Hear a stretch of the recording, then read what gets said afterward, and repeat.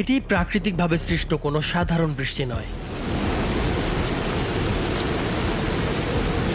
আকাশে ঘুরে বেড়ানো বৃষ্টির অনুপযোগী মেঘের উপর বিমান ব্যবহার করে এক ধরনের কেমিক্যাল ছড়িয়ে দিয়ে এই বৃষ্টিপাত ঘটানো হয়েছে। এই পদ্ধতিকে বলা হয় ক্লাউড সিডিং। অনেকেই এই পদ্ধতিকে মেঘ চুরি করা বলে থাকেন।